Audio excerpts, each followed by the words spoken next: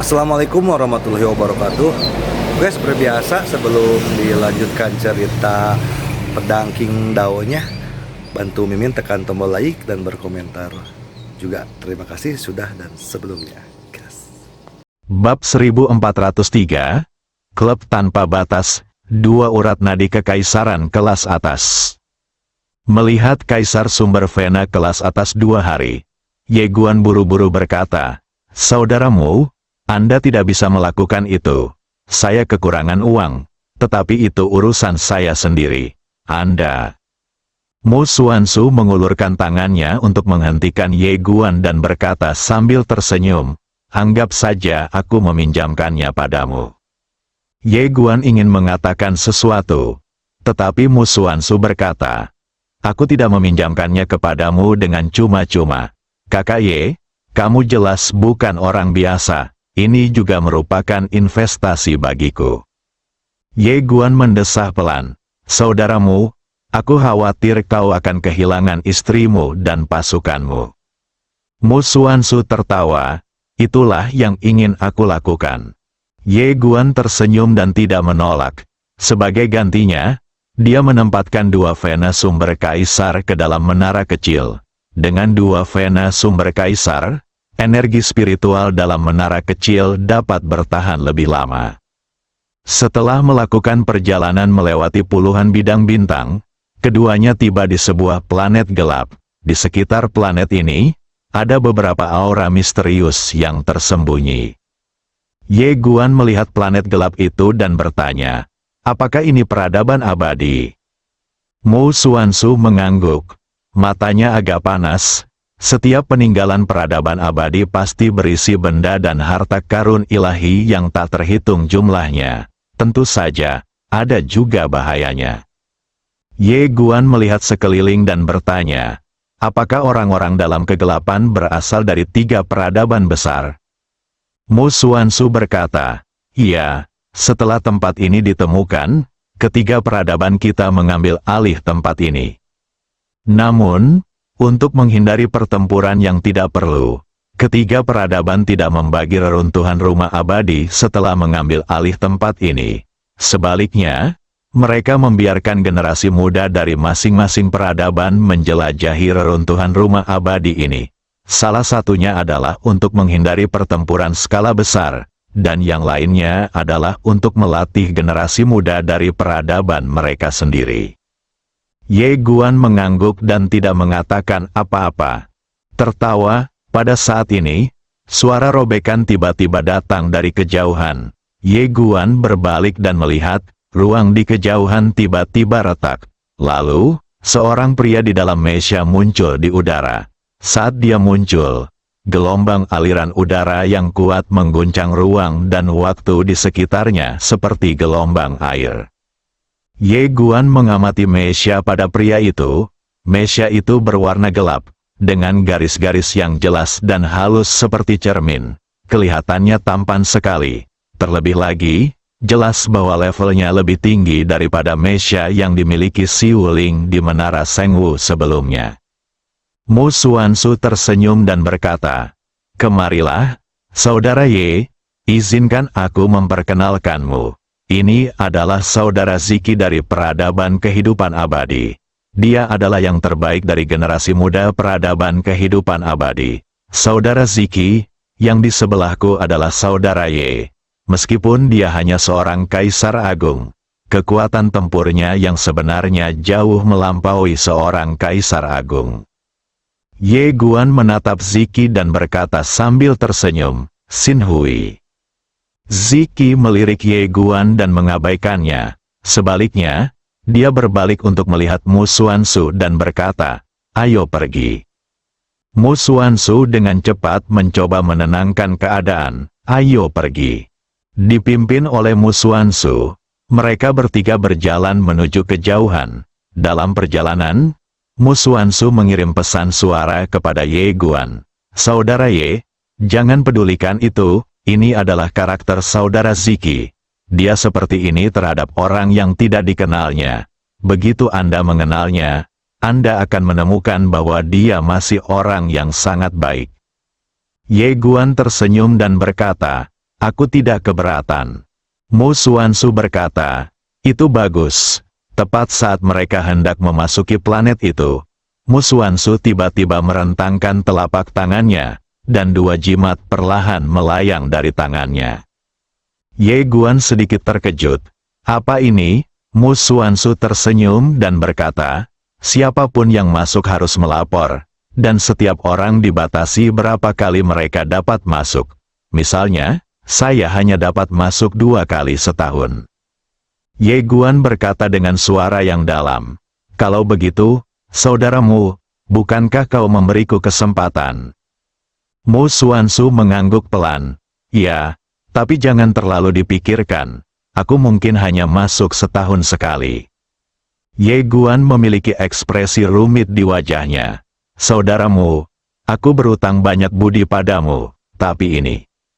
Mu Xuanzu tersenyum dan berkata, itu hanya hal-hal kecil, tidak ada yang impersonal tentang hal-hal itu. Ayo pergi. Selagi dia berbicara, dia bergegas menuju planet gelap di kejauhan. Naziki mengikuti dari belakang.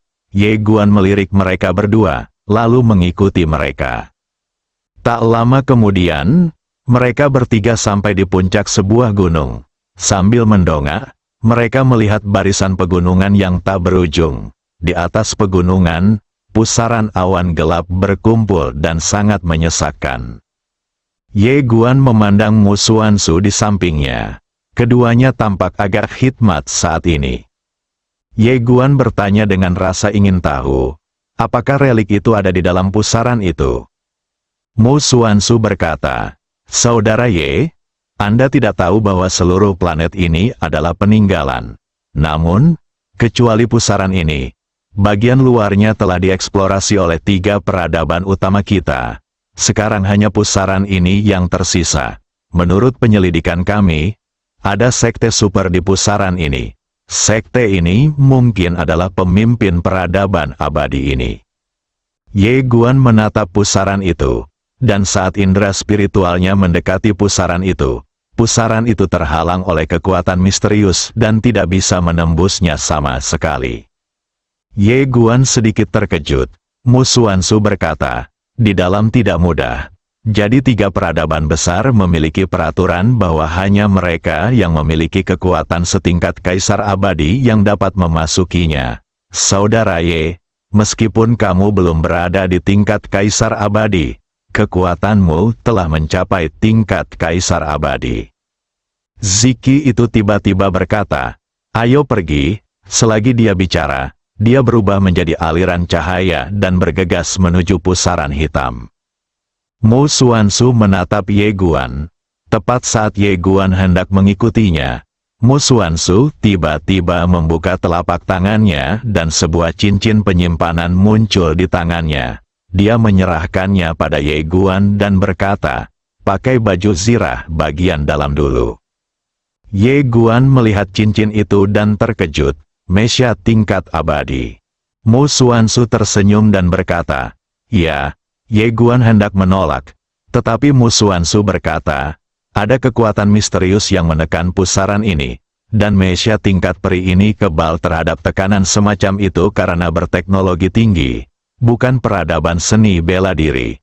Biarkan aku jelaskan dulu, ini untuk kamu pinjam. Mendengar ini, Ye Guan tidak menolak lagi. Dia mengambil Mesya tingkat abadi dan hendak memakainya ketika Mu Xuanzu tiba-tiba berkata, ayo masuk dan memakainya. Setelah berkata demikian, dia menariknya pergi dan menghilang di tempat. Tak lama kemudian, keduanya sampai di pinggiran pusaran itu. Ye Guan melihat ke kedalaman pusaran itu, di mana terdapat fluktuasi kekuatan misterius. Mu Xuanzu berkata, saudara Ye, pakailah. Ye Guan mengangguk.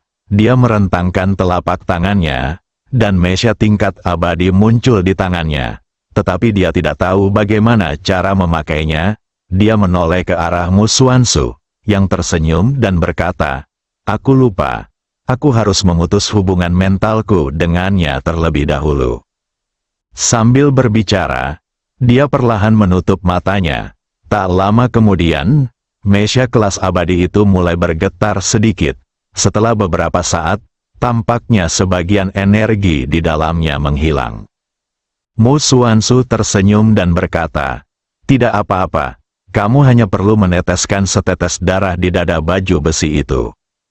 Ye Guan mengangguk, lalu menunjuk jarinya. Setetes darah jatuh di dada Mesya itu. Dalam sekejap, Mesya itu berubah menjadi aliran cahaya dan tenggelam ke alis Ye Guan. Tak lama kemudian, Ye Guan merasakan ada sebuah Mesya mini di lautan kesadarannya. Saat pikiran Ye Guan bergerak, sebuah Mesya tiba-tiba muncul di sekelilingnya sedikit demi sedikit, seolah-olah tumbuh dari dagingnya. Ye Guan perlahan mengepalkan tangannya, dan kekuatan mengerikan berkumpul dari seluruh tubuhnya. Kekuatan pasukan ini begitu dahsyat hingga dia pun sedikit terkejut. Mu Xuanzu tersenyum dan berkata, "Saudara Ye, bagaimana?" Ye Guan mengumpulkan pikirannya dan berseru, "Itu benar-benar benda suci. Jika dia memakai benda ini untuk bertarung, kekuatan tempurnya setidaknya dapat meningkat 2 kali lipat." Sungguh menyimpang, Mu Xuanzu tertawa dan berkata, "Ayo pergi." Ye Guan menatap Mu Xuanzu. "Apakah kamu tidak akan memakainya?" Mu Xuanzu tersenyum dan berkata, "Aku tidak membutuhkannya." Selagi dia bicara, dia menghilang ke kedalaman pusaran air di kejauhan. Ye Guan melirik Mu Xuanzu di kejauhan, dan Xiao Ta berkata, "Kakak ini sama dengan Tian Chen." "Tian Chen?" Ye Guan tersenyum tipis. "Aku penasaran bagaimana keadaan orang ini di Bima Sakti. Dia seharusnya ada di klub tanpa batas, kan? Haha."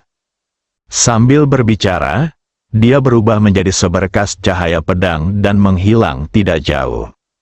Saat melewati kedalaman pusaran itu, dia merasakan kekuatan penyegelan yang kuat, tetapi karena Mesya di tubuhnya, kekuatan itu tidak berpengaruh padanya.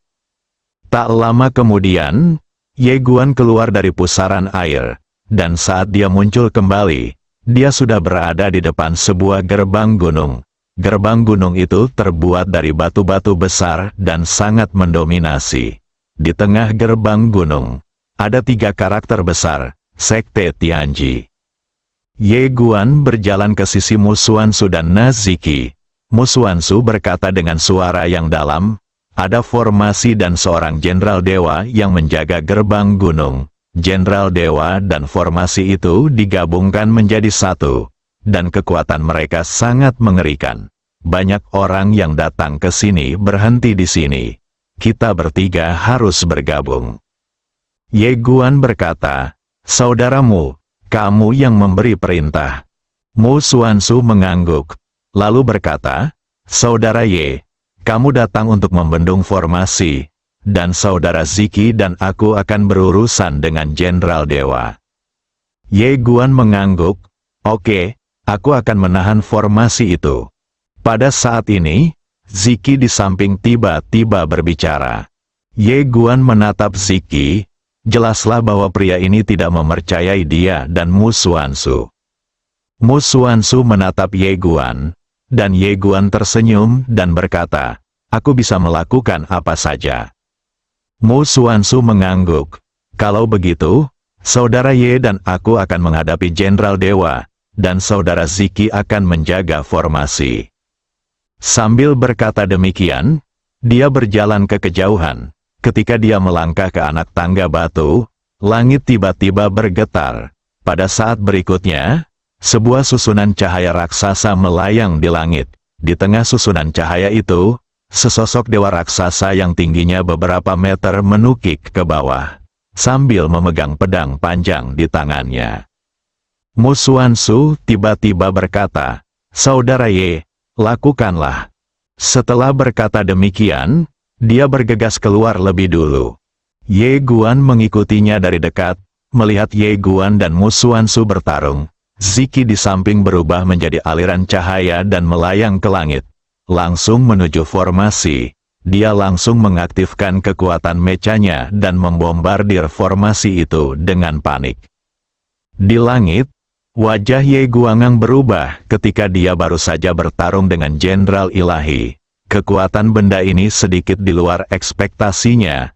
Dia benar-benar terpotong hingga hampir 1000 kaki oleh pedang lawan. Ini saat dia memiliki Mesha. Jika dia tidak memiliki Mesha itu, tubuh fisiknya mungkin akan terluka parah. Begitu dia berhenti, Mu Xuanzu muncul di sampingnya. Saudara Ye, pedangmu tidak biasa, kan? Ye Guan mengangguk. Mu Xuanzu mengulurkan tangannya, pinjamkan padaku sebentar.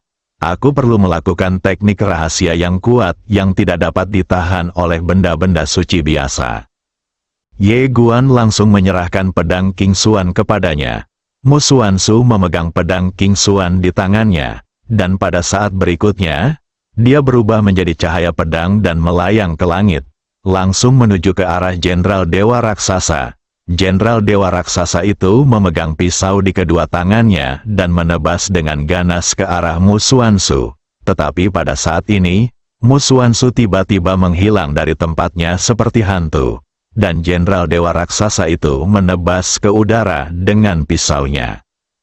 Mu Xuanzu telah muncul di belakang Ziki pada suatu saat, dan dia menusuk Ziki dengan pedang dengan kecepatan yang sangat cepat.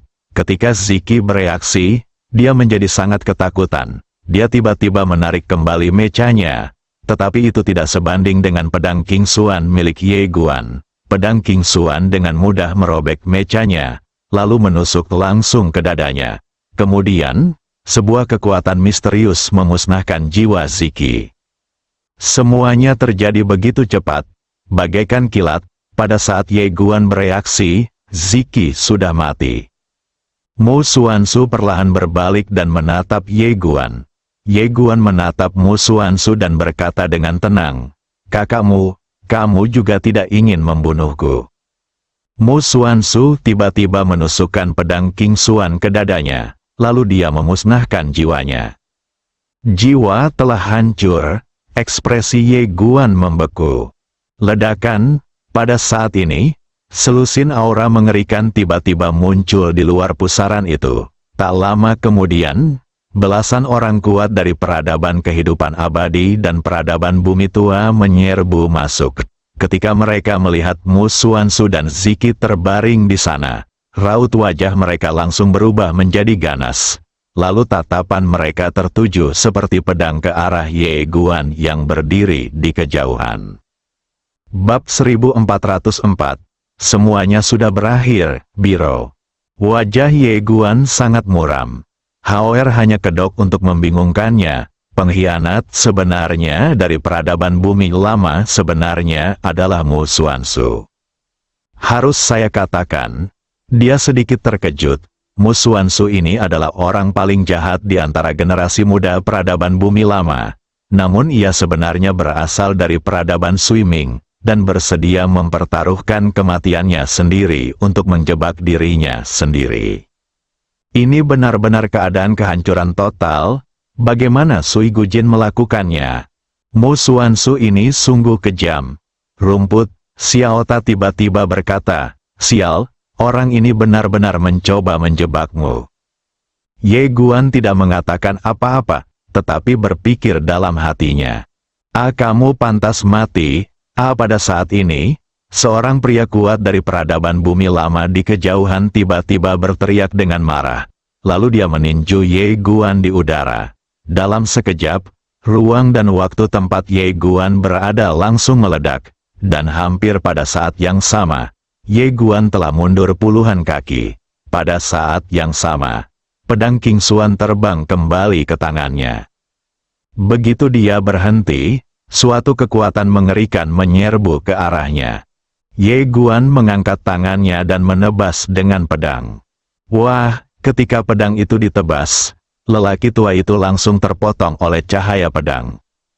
Setelah orang tua itu berhenti, dia terkejut karena Ye Guan benar-benar memotong lengannya dengan satu pedang. Pandangannya tertuju pada pedang King Xuan di tangan Ye Guan, dan ketakutan muncul di matanya.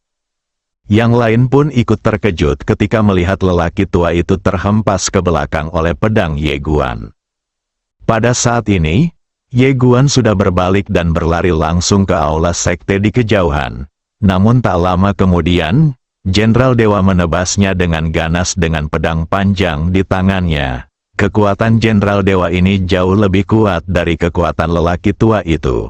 Pedang yang ditebas ini membuat langit dan bumi di ladang menjadi ilusi dan transparan. Ye Guan memiliki ekspresi kosong di wajahnya. Dia mengangkat tangannya dan menusukkan pedangnya ke depan.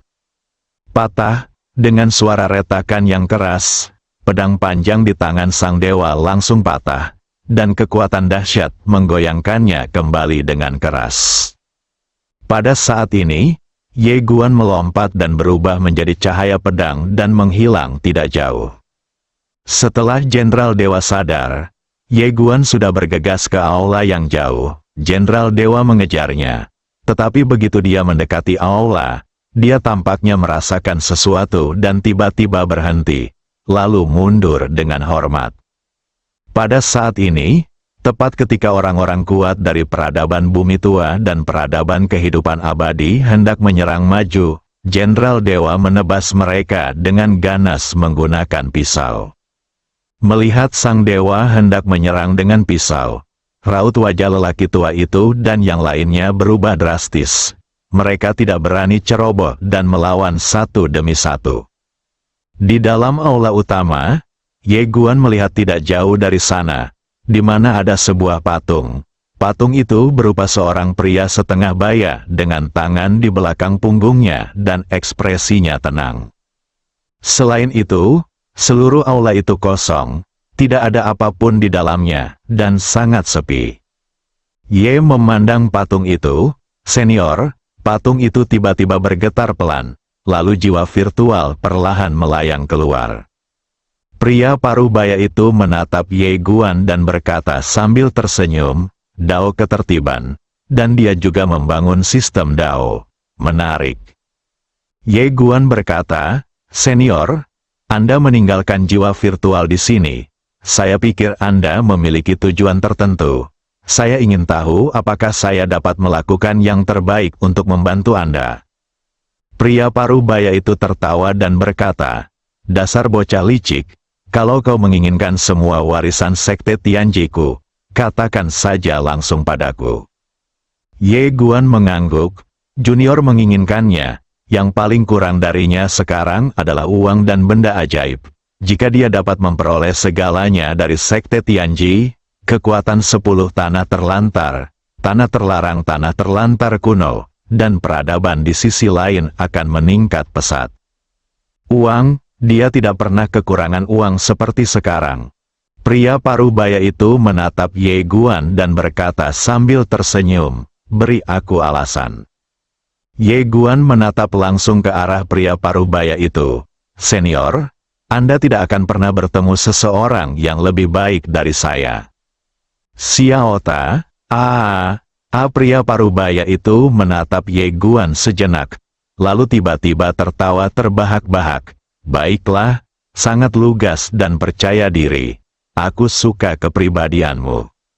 Sambil berbicara, dia melihat keluar istana dan berkata, "Tetapi sekarang tampaknya kamu dalam masalah." Ye Guan berkata, "Itu hanya masalah kecil." Pria paruh baya itu tersenyum dan berkata, "Orang-orang di luar berasal dari peradaban bumi tua dan peradaban kehidupan abadi, kan?" Ye Guan mengangguk. "Ya." Pria paruh baya itu bertanya lagi, "Masalah kecil?" Ye Guan tidak mengatakan apa-apa, tetapi hanya melambaikan lengan bajunya, dan pedang King Xuan terbang di depan pria paruh baya itu. Dia tahu betul bahwa hanya ada dua alasan mengapa orang kuat setingkat ini meninggalkan jiwanya di sini.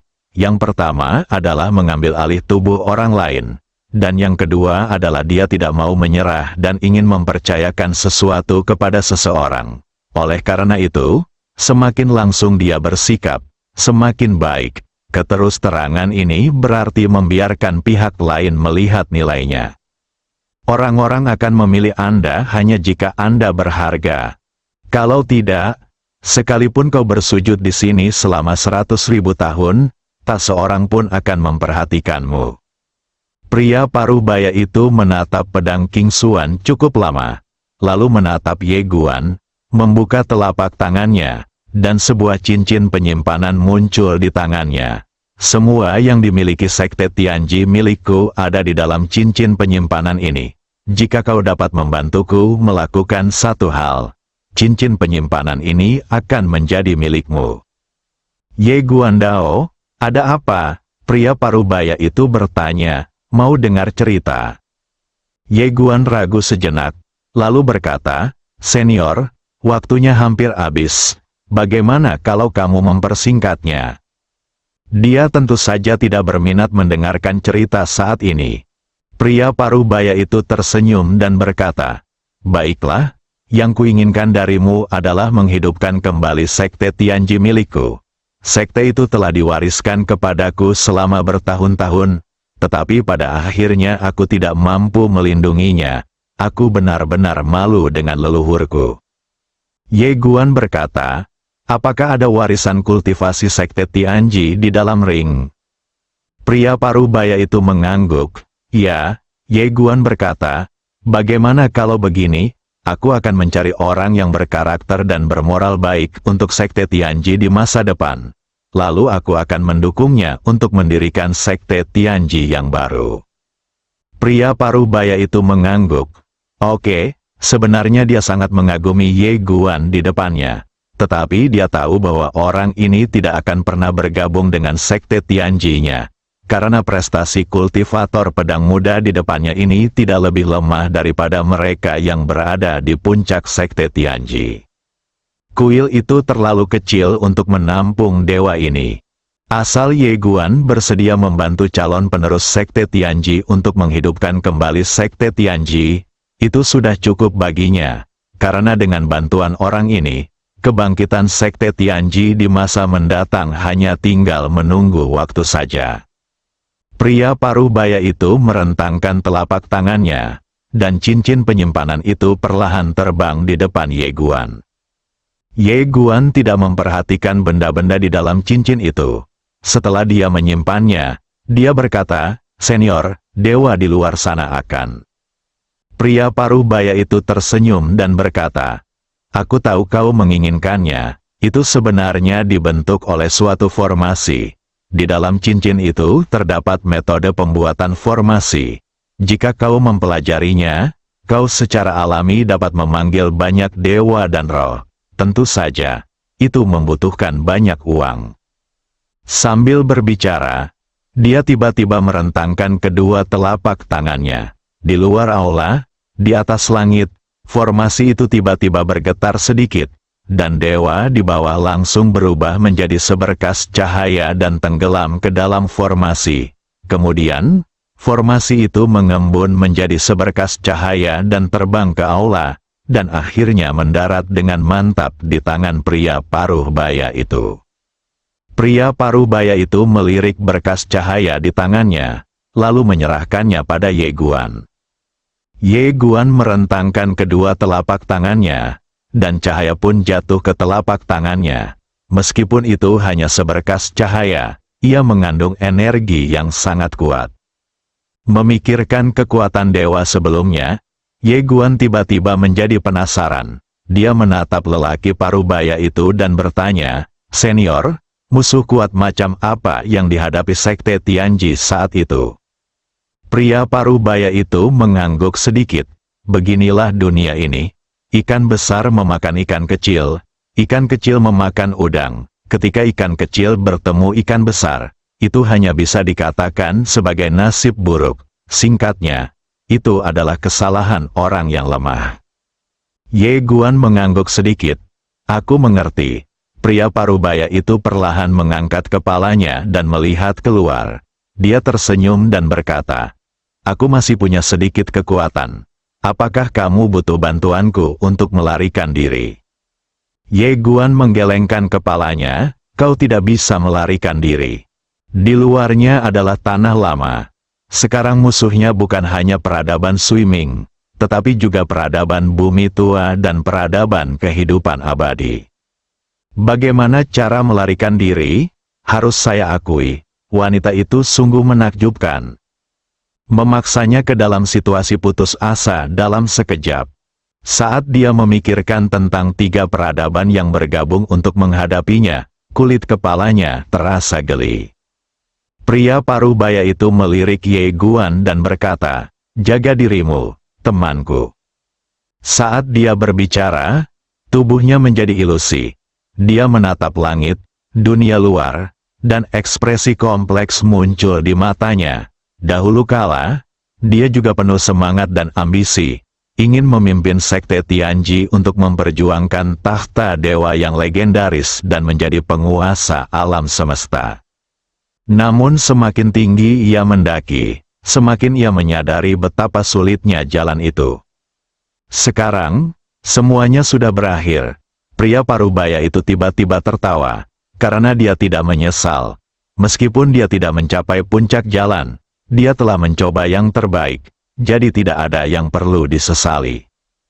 Ye Guan membungkuk sedikit, dan setelah pria parubaya itu benar-benar menghilang, pandangan rumit terpancar di matanya, lalu dia berbalik dan berjalan keluar. Ye Guan datang keluar aula. Pada saat ini, orang-orang kuat dari peradaban kehidupan abadi dan peradaban bumi tua telah memblokir pintu aula. Lebih dari selusin orang menatapnya, dengan niat membunuh dan kemarahan di mata mereka. Ye Guan melirik beberapa orang, dan pada saat berikutnya, dia tiba-tiba berubah menjadi cahaya pedang dan melayang ke langit. Salah satu lelaki tua itu marah, mau kabur. Saat dia berkata demikian, dia tiba-tiba melayang ke langit dan menghantam Ye Guan. Di langit, Ye Guan mengangkat tangannya dan menebas dengan pedangnya. Wah, saat kilatan cahaya pedang meledak, lelaki tua itu langsung ditebas oleh pedang Ye Guan. Begitu ia mendarat di tanah, sebuah retakan muncul di kepalanya dan darah menyembur keluar. Wajah lelaki tua itu membiru karena marah. "Hentikan dia, hentikan dia." Orang-orang lainnya bergegas menuju Ye Guan di langit. Dan Ye Guan datang langsung ke kota Tiadu. Xiao Ta sedikit bingung. "Anak kecil, apa yang kamu lakukan berlari ke tempat ini?" Ye Guan berkata dengan tenang, "Kita tidak bisa melarikan diri." Xiao Ta berkata, "Kamu seharusnya tidak datang ke sini. Bukankah ini jebakan untuk datang ke sini?" Ye Guan tidak mengatakan apapun. Dia berjalan lurus menuju kota. Di belakangnya, belasan orang sudah mengejarnya. Melihat Ye Guan benar-benar melarikan diri ke kota Tiadu, belasan orang itu sedikit bingung. Apa maksud orang ini? Bersambung